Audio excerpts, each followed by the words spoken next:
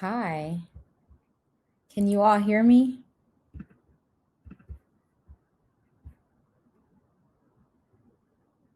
Hello. Just want to make sure you all can hear me.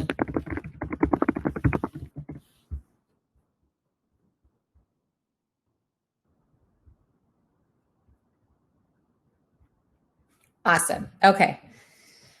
Well, I'm excited about this session. I'll give maybe like one more minute to see if anyone else joins. And while we do that, I would appreciate it if you would introduce yourself. So say your name, location, and your favorite self-care activity. You can type it in the chat box.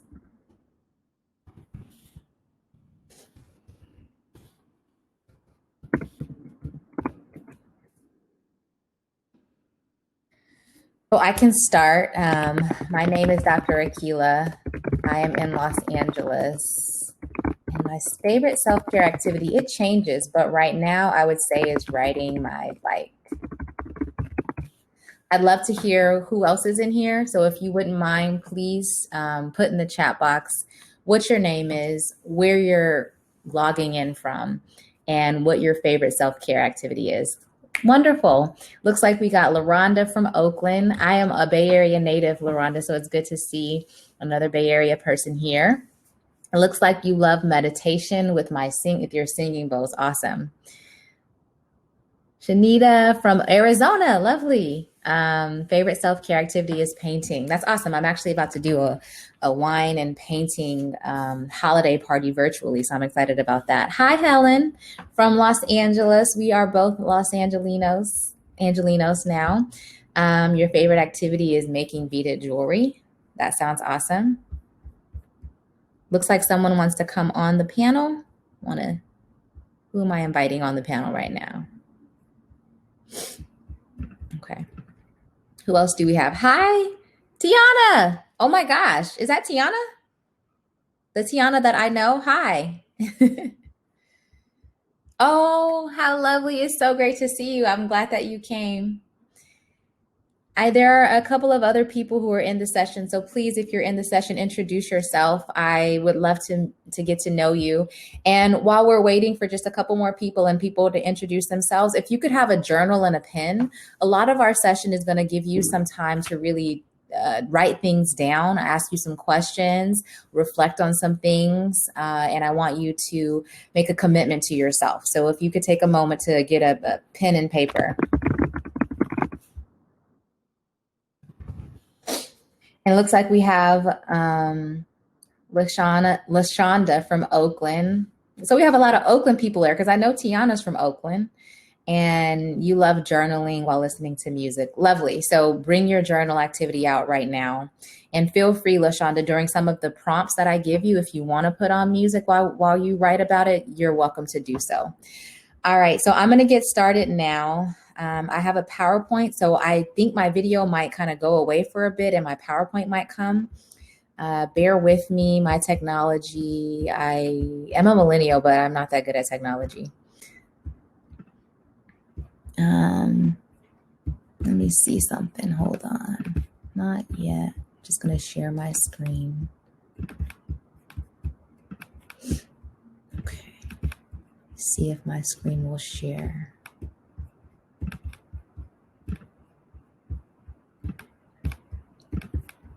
Okay. So I think hopefully you can see my slides now. Okay, it looks like Hopin is sharing my screen. So hopefully you can see my slides. If you can't, then what you can do is text Tiffany or message Tiffany. She'll text me like they can't see you, and we'll just get started. So welcome everyone. My name is Dr. Akilah. I am a psychologist in California, located specifically in Los Angeles. I work in private practice and I also work at the Black Girl Doctor, and I also work at a psychiatric hospital and consulting. So I'm a bit busy these days during the pandemic, but I'm really excited about working with people like you. And my topic today is all about living your best life. I love that song, Living My Best Life. So, or Living Your Best Life, I probably said it wrong. And today we're going to talk about one of the ways that you can do that is by prioritizing your emotional well being. Here's a bit of an overview. So, we'll talk about the building blocks for life success. For me, that includes healthy habits, it includes emotional intelligence, and then coping skills and self care. And at the end, we'll talk about your values. I will ask you to really sort through what your values are and make a commitment to yourself around what you want to do moving forward and how you're going to work towards living the best life. Before we do that, I want to take a beat. I want everyone to sit comfortably wherever you are and close your eyes if you feel comfortable. And I'm going to just lead you to a short breathing activity guided meditation. So take a long and deep breath in through your nose and pause. And take a slow breath out and pause again. And I just want you to continue this pattern of breathing in deeply through your nose and slowly breathing out. And as you breathe in deeply, you might notice that your mind kind of wanders. That's okay. Notice them. Notice your thoughts kind of as clouds, like passing by. And then just bring your attention right back to your breath. You might feel bored. You might feel frustrated or irritable. All of that's okay. Just bring your attention right back to your breath. Maybe you hear noise outside or in another room. Again, that's okay. Notice it and bring your attention right back to your breath. Continue to breathe in deeply and slowly breathe out. And I want you to imagine an energy light that's just really circling the top of your head and glowing. Imagine that energy light and you can feel the warmth. And just imagine it going right from the top of your head down through your face and to your neck. Feel the warmth of that energy inside of your body. Feel the energy meet your shoulders, going down through your arm to your fingertips. And the energy continues to flow through your body, through your stomach, through your hips, down your legs, all the way to the tip of your toes. Invite this energy and this light into your body. Allow it to take over, to allow you to feel bright and energetic and peaceful and hopeful about your future. Feeling optimistic that whatever it is that you want for yourself, you bring that to the forefront. And I want you to set an intention for this session and an intention for this conference. Whatever that intention is, really think through it and bring that to the forefront of your mind and of your heart. Let it settle there. And again, take a slow and deep breath in and a slow and deep breath out. And whenever you're ready, come back to your normal level of attention. So I can't necessarily see the chat box right now because I'm looking at my PowerPoint, but I invite you to share whatever you're experiencing right now after this brief mindfulness meditation. How do you feel? You feel tired, feel relaxed, at peace, whatever it is, just type it in the chat box and we'll keep going. So the first activity I want you to do is bring out your pen and paper. And this is for you to get a chance to really imagine what your best life is. That's the title of this presentation. And it's my intention that you can get an opportunity to really reflect on what it is that you want for your life and that you can move forward with that. So the first thing I want us to do is think about this term called possible selves. It's a fancy psychology term that really essentially means what could possibly happen in your future, what you might become. There are two types of possible selves that I want to focus on today. The first one is called hoped for possible selves. These are the things that you hope for yourself. This is what you want to become in the future. It's your desirable self. As you journal, I want you to write down 3 hoped for possible selves, 3 things that you want to become in the future. So if you had to answer a STEM, I'll give you a sentence. In the next few years, I hope to become. And I want you to list out 3 things. And leave a little space in between those 3 things because you're going to answer some questions about each of them. So if I were to feel this out, I might say in the next couple of years, I hope to become a mother. I hope to travel again across the country. And I hope to have a successful business. What are your hoped for possible selves? Go ahead and write that down. I'll give you a second. But as you write them down, I also want you to think about how likely is it for it to happen. So on a scale from 1 to 5, meaning 1, it's not likely for it to happen, and 5 meaning it's extremely likely, it's very likely, and then 3 being in the middle. How likely is it for each of these things to happen? And the most important question probably is, are you doing something right now? Is your present self doing something right now to become that possible selves? So you'll say yes or no. And if you say yes, then I want you to think about what it is that you are doing to become that possible self and write it down. Well, what are you doing right now to become that self?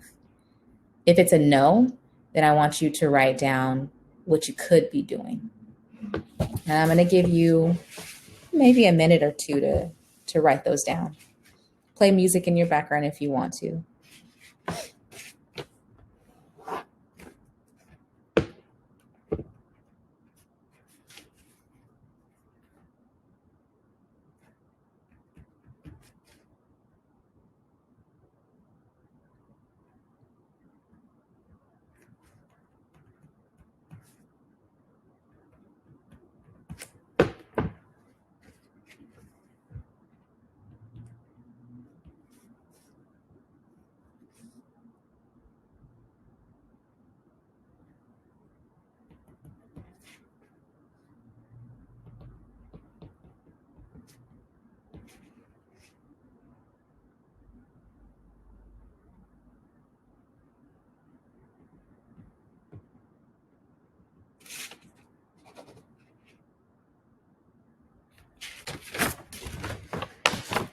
I'm going to hide this for a bit. I'm going to stop sharing just to kind of see how things are going in the chat box. If you feel comfortable, you can type some things in the chat box about your hoped for possible selves. But let me know if you are ready to move on to the next part of this or if you need a little bit more time. Just put in the chat box where you're at with it.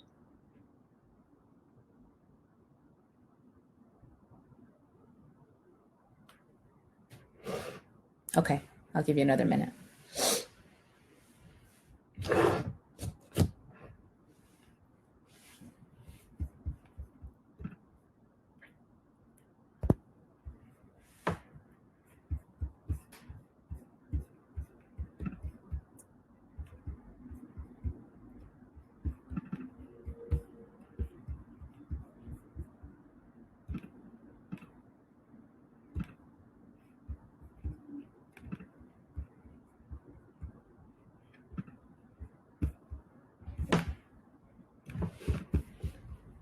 Ready to move forward? All right.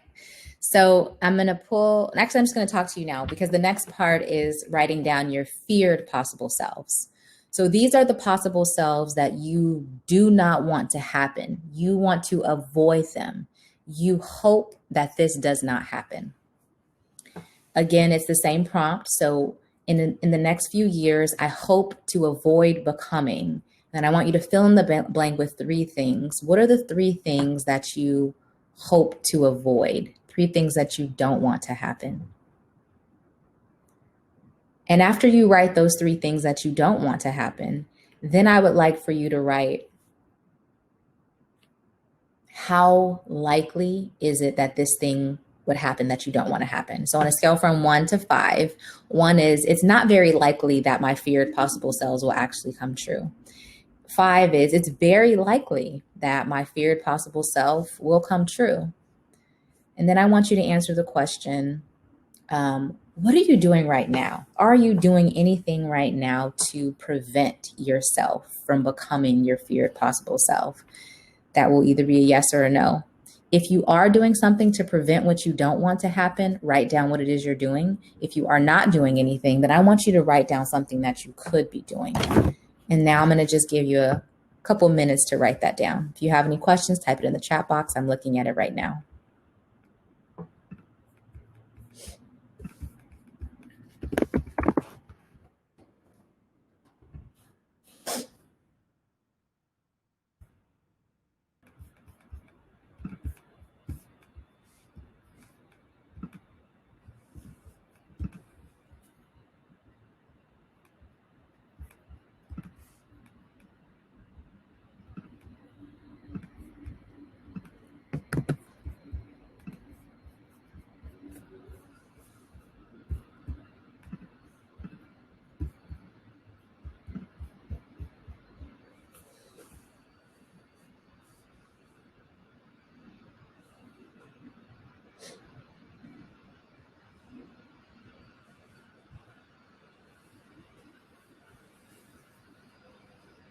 So again, we're talking about, you're writing about your feared possible selves. You're talking through or writing through what you don't want to happen in your future, what you want to avoid. And then you're really indicating how likely it is that this feared self is going to actually happen and what you're doing to prevent it from happening.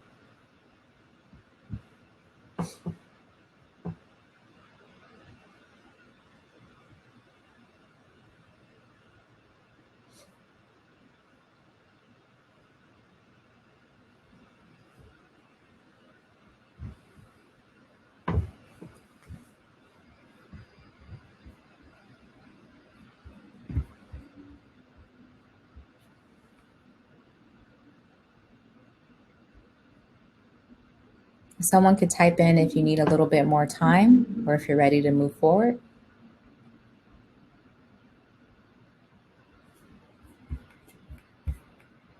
Ready to move? All right. Oh no, that wasn't new.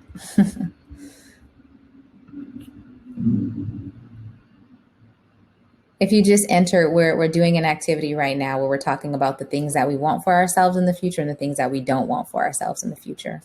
So the prompt is, in the next few years, I want to become. The next few years, I don't want to become. And it looks like people are ready to move forward. So I am going to, I'm going to start the PowerPoint again. And you should be able to see the slides. So we've just talked about our hope for possible selves, the things that we want for ourselves in the future and the things that we don't want. If you don't mind, if you can share some of these in the chat box. So what are your hope for possible selves? And what are some things that you fear becoming? And there are many of us women on this call. I'm sure there are plenty of things that we want, and some of them may be similar, some of them may not be, but I invite you to share if you feel comfortable sharing.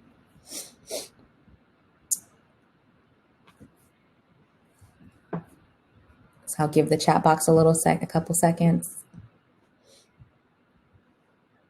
All right, you can continue sharing that, and I'm going to move on to the next part, which is all about healthy habits.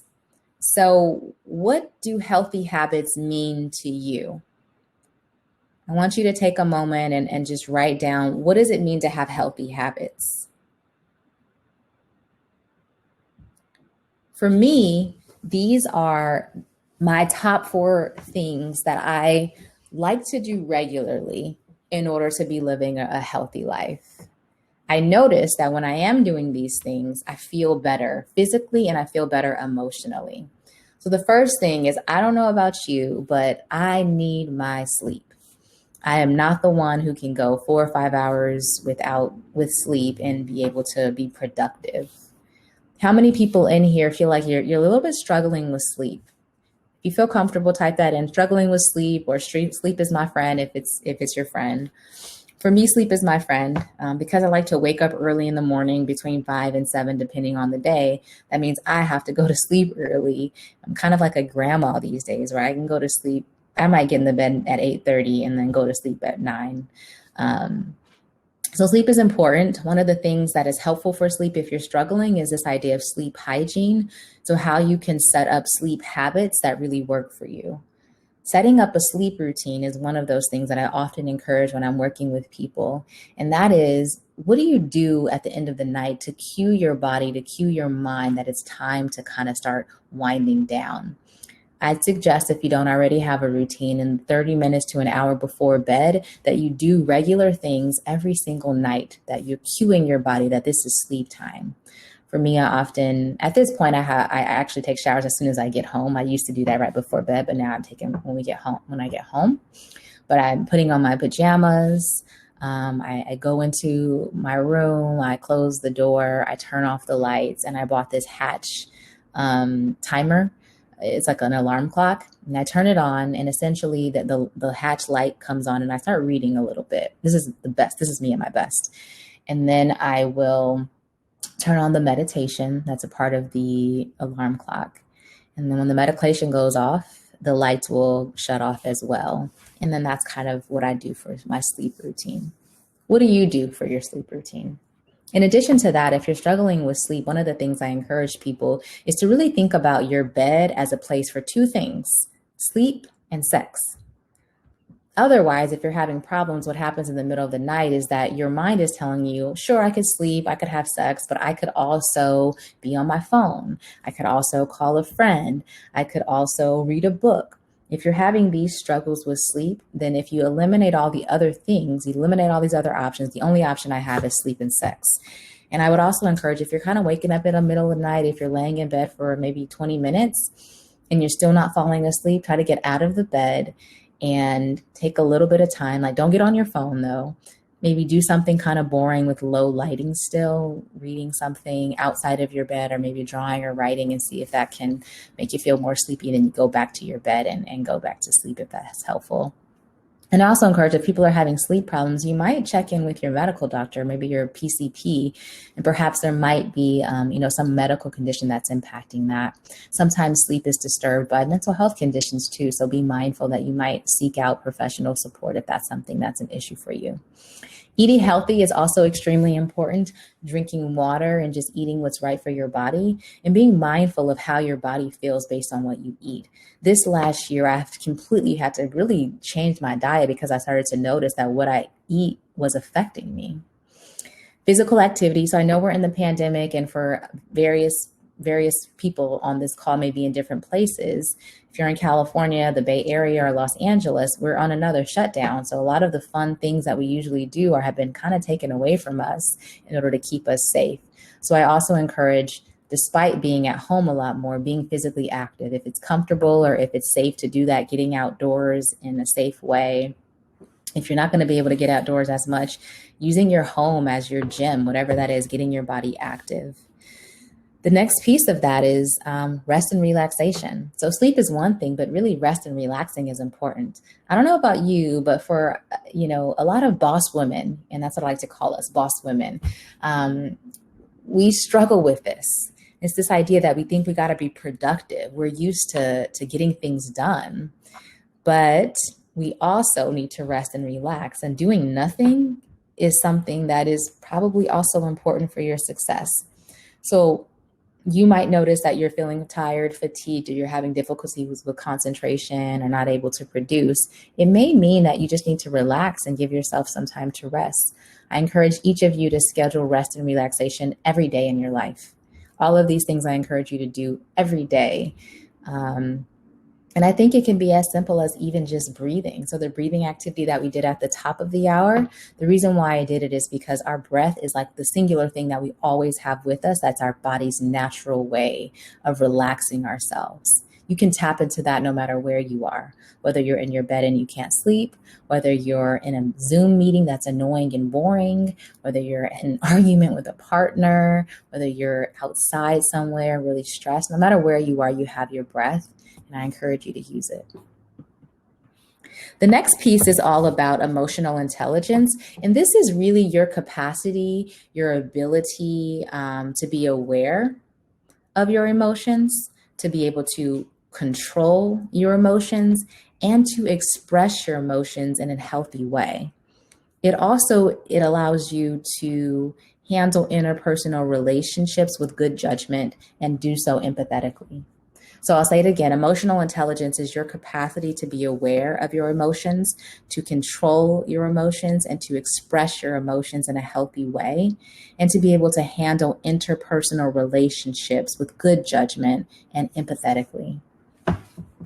The reason why I think this is very important when we talk about living your best life is that I hear a lot of times that people struggle with managing emotions. When difficult emotions arise, we try to like push them down or avoid them.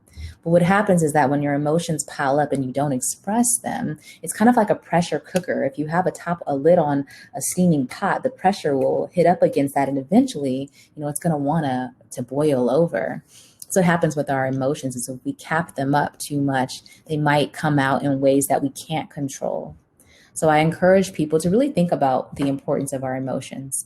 Our emotions are there for us. They give us information about the world. They communicate to ourselves how we're experiencing something. And, even anger. Anger is important because it lets you know that something isn't right. And you can tap into it, you can listen to it, and then you can decide what to do with that anger.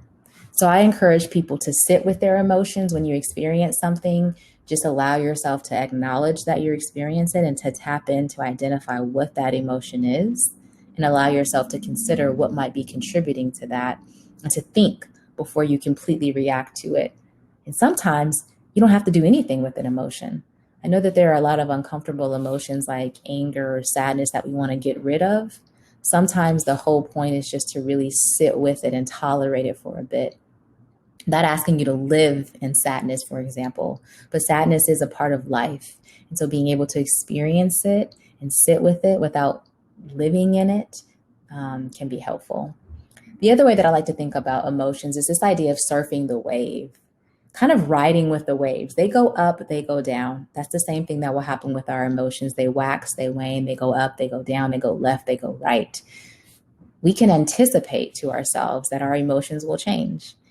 And we can anticipate that this might be our experience and really allow ourselves to kind of surf with it, which basically means move with it. If you feel sad in this moment, it's okay to feel sad. Because if you're able to really tolerate and experience the distressing emotions, that means that you're able to also live with those pleasurable emotions and experience them more fully and embrace them more. So it means that your life is more colorful and that your joy is more joyous because you're also able to tolerate when the sadness comes, because that's also a part of life. The other thing in terms of tips that I'm sharing is all about self-care and coping skills. I know many of us think about self-care, or many people I think about self-care as, getting your nails done or getting a massage.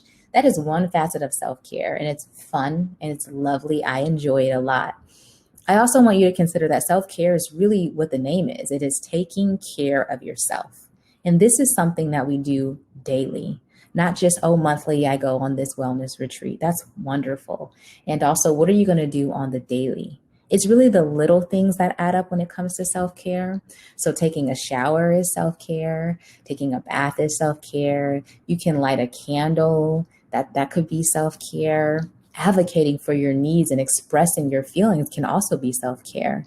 So I encourage you to really think about what self-care is. And I want to take a moment to pause and allow each of you to write out, what is your daily self-care? What does that look like?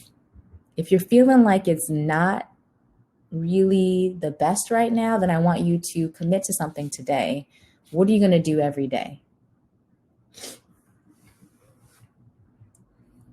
The next piece of this is coping skills. Coping skills are the things that you do to help yourself feel better. So when you're feeling an uncomfortable emotion, what are you going to do to cope with it? Can people share in the chat box what your coping skills are? What you do to kind of help yourself deal with sadness, for example, or anger? What's your coping skill? Is it listening to music? Is it riding a bike? Is it talking to a friend? Is it lighting a candle? What is it? Okay. Just note that for self-care and coping skills, it's all about the small pleasures. The little things add up. And that leads me to the 2-minute rule. Essentially, this means that a lot of us are super busy. We're moguls, we're boss women, we're working women, whatever it is. We're family women. We just have so many hats that we're wearing. And I know that sometimes it can feel like you don't have time to take care of yourself. I don't have time to exercise, for example. I tell myself that. But really, who doesn't have 2 minutes for yourself? So I encourage people, when it comes to self-care, when it comes to even coping skills, think about the 2-minute rule. And that idea is give yourself 2 minutes a day to do something that feels good to you, to create joy for yourself, for example, to take care of yourself. It could be as simple as taking a moment to smell the coffee, to enjoy the taste of it. You start with 2 minutes, and you might find that 2 minutes makes a huge difference, or a big difference. For me, when I used to work on Saturday mornings, I would be so tired. I listened to Celia Cruz and dance in my living room and post on Instagram. And that would be about 2 or 3 minutes. And that one act really helped me make it through my sessions. And it had a domino effect. It meant that I went into my sessions feeling good. I felt good when I came out of them, and I had a better day. Now, this is the good part, and this is what we'll spend maybe, 5 or so minutes on right now. And this is the conversation is all about what your values are. So I want you to write down the prompt right now, because I'm going to take it off of this screen in a second. The first part of this activity is A, in your journal, identify your top 5 values. Your values are your core. These are the things that are most important to you. They move your life along. Think about your top 5 values. The second part is, where did your values come from? Did they come from a parent? Did they come from school? Did they come from friends? Did they come from television? Did they come from life experiences? Where did your values come from? The third one is, are you living your life according to your values? Think about how you're living your life right now, and are you living it according to your values? And then the last question is, if you're not living your life according to your values, or if you are and you're still feeling like, again, that possible self that you talked about in the future, if you're still feeling like you may not be on your way to that, what are you willing to change? And as you have this discussion with yourself and this reflection with yourself, and you're journaling and writing it down, I want you to consider the things at the top of the hour that you said you wanted for yourself. How are these aligned with your values? And if something is off with who you are now, with who you want to be in the future, or with your values, then I want you to consider what it is that you are willing to change. I want to give you a couple minutes to really focus in on this, because this is sort of the real important crux of this. How you live your best life is by understanding your values, what is most important to you, and living a values-driven life. As you make decisions, are these decisions aligned with your values? If they're not, you might find that you want to change your decisions. If you're not, you might also find that maybe your values have just changed. I don't know. Give yourself time to reflect.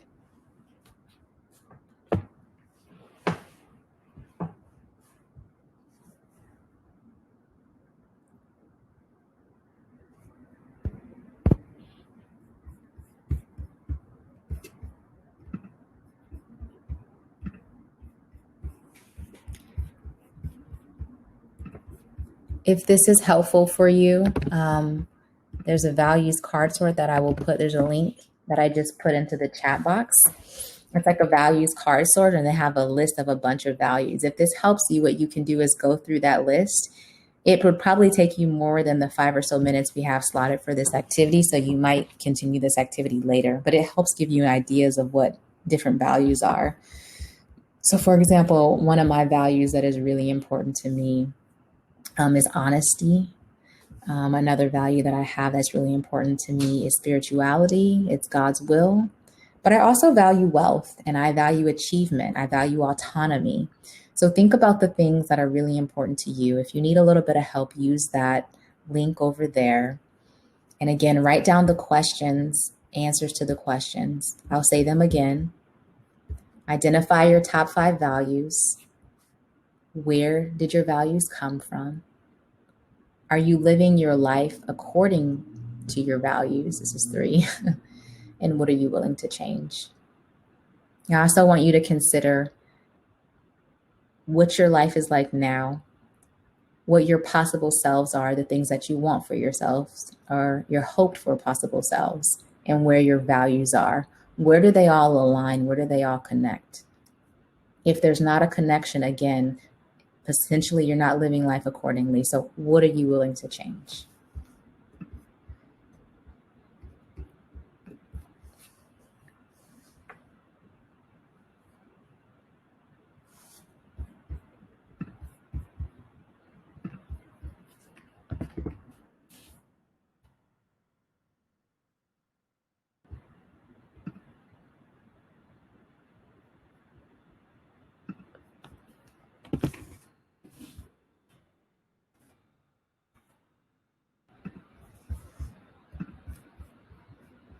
You're welcome, Jesse.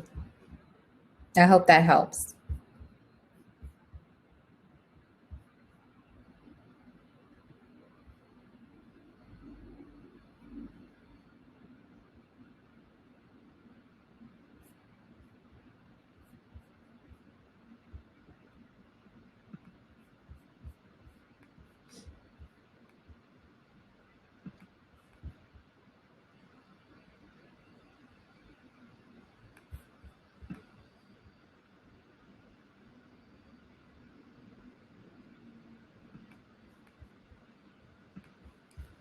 So again, I'm going to give you guys, I think we have about maybe another minute or two.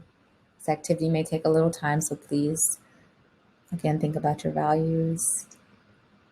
You live in life accordingly. What are you willing to change? If you have any questions, you can type them into the chat box right now.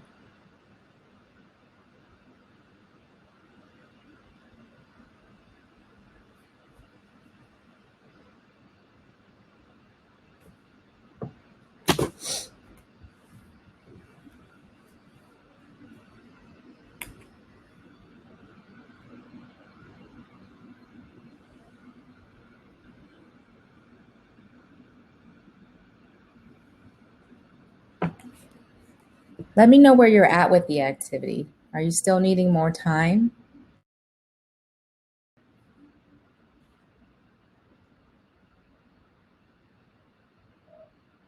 I see some. Take time, continue to write, LaRonda, no worries. But I see Sandra just said it made an interesting comment. She said, this is interesting. The PDF files you shared. I did not know that some of these listed there could be considered values. Thank you for sharing. You're welcome. And I'm glad that that you felt like the PDF is helpful. I really like it because I think it really expands even my thoughts also about what values are and what they can be. So I'm glad to find that it was helpful for you. I see you, Tiana, you finishing up? I'm going to give us like one more minute, 1 or 2 more minutes for folks to finish up. But I invite any comments in the chat box while you're doing this right now. And for anyone who has maybe joined, right now we're talking about our values. So there's a link that I put in there. You can click that link. It's blue and it's a list of a bunch of values. Tiana, I love this. I use this with clients all the time. It is hard to narrow down to 5. I got you, Courtney. It is hard. It is definitely hard. Do the best you can, and it's okay if you need to have, if you have more in your top 5, it's totally fine.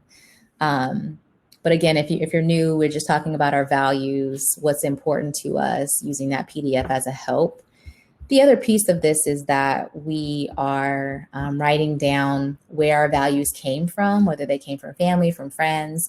Are we living them accordingly, and what we're willing to change? If people don't mind, would you mind answering like maybe about what your values are or where they came from? If you wouldn't mind putting that in the chat box. The PDF had me think about how I have more than 15. That's all good, Jesse. If you feel comfortable, share your values in there. And any sources of the value. So where they came from, whether they came from mom, dad, sister, stepmom, stepdad, grandpa, godmother, anyone. Whether it came from life experiences, I don't know. If you feel comfortable, go ahead and share. I'm going to move on to the last piece of this, since I know our time is ending in about 5 minutes, but feel free to share nonetheless. Let me get back onto. I value family, God's will, peace. Awesome. Yes. Okay. So then this next part, let me put it on the slide. Now that we have what your values are and you've written down where you're at in terms of living them, you've also written down what you want for your future. This moment is you moving forward. Transpose yourself into this picture. And the thing I want you to walk away from is that your call to action is being intentional about creating the life that you want to live. Being intentional about creating a life that is based or aligned with your values. Being intentional about being more self-reflective. Being intentional about engaging in healthy habits, engaging in self-care, using positive and healthy, effective coping skills. All of that being said, I want you to really be intentional about creating the life you want to live. And my question for you, my parting question is, what is your commitment? What is your commitment about how you're going to move forward to live the life you want to live? You can write that in your journal, and I want you to also type it in the chat box. What's your commitment?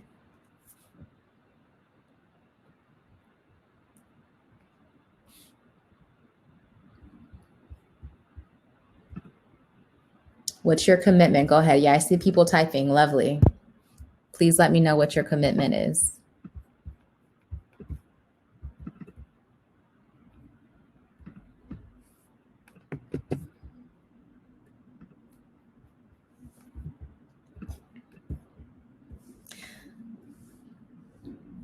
How do we overcome default mindsets that prevent us from achieving our possible selves? This is a great question, Anitra, and it might be maybe one that might require a little bit more time, but I think thinking about what your mindset defaults to, it kind of reminds me of cognitive behavioral therapy, where you have core beliefs. And these are beliefs that you have that are to your core, and they kind of impact these automatic thoughts that we have about ourselves, this running narrative that sometimes may be negative about ourselves, that maybe we're not good enough, or that we're unlovable.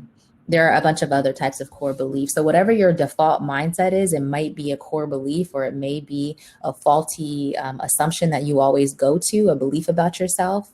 Consider what those things are. And I want you to really challenge or reframe that, to think about what the reality is, what the truth is, or to speak more positively to yourself.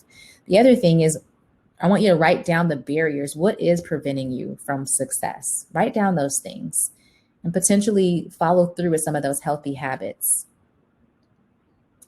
And Sandra said it's about deconstructing those false beliefs. Absolutely. Deconstructing is a great word to think, a great way to think about it. I see people saying, Sandra, I commit to becoming a stronger person and to not let fear block me from striving, believe in myself. Absolutely. Keep working on getting me out of, sometimes you or your own self is in the way. Absolutely. Keep putting it down, these plans and these intentions for moving forward for yourself.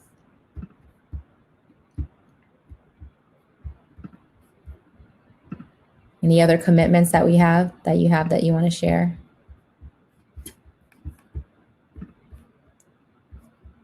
All right. Well, this is sort of the end. So I want to thank you. I believe my time is up at 12. So I thank you for coming to the session. My name is Dr. Akilah. You can connect with me via Instagram at Dr. Akilah. That's dr.akilah. You can visit my website, www.drakilah.com. It's been a pleasure. If you have any questions, put them in the chat box right now. I'll try to run through them really quickly if you want to. So I'm going to stop sharing this. I'll put in my contact information if you want to stay connected with me. It's right there. And then if you have any other questions, you're welcome to ask me, or just, you can find me on Instagram and DM me or something like that if you have a question.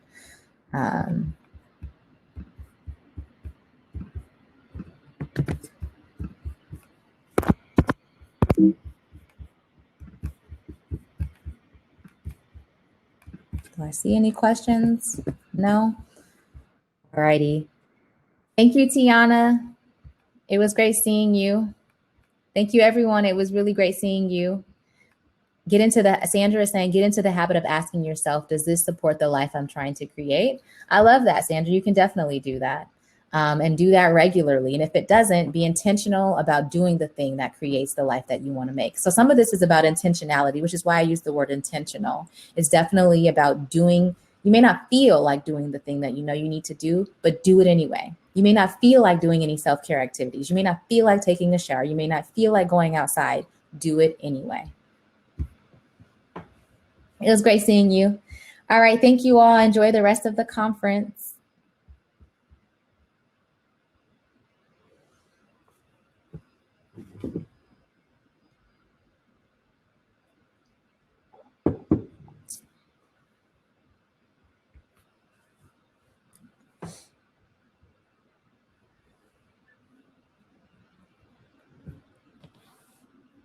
Great seeing everybody. Bye. Thank you so much. Thank you, LaShonda. Shanita, I hope I said your name right.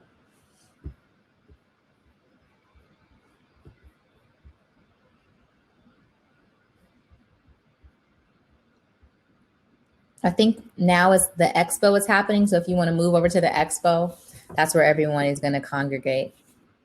It looks like that's the expo. I think that's happening right now.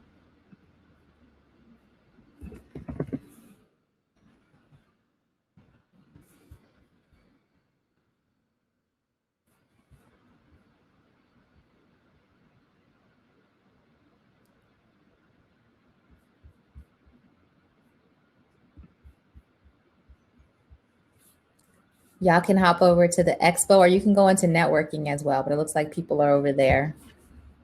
If you do have a question for me, you're welcome to ask the question. Or I think there's a way that you can come on screen if you want to talk. I think ask to be a moderator or something. Otherwise, it was great having you. I really appreciated being with you for this time.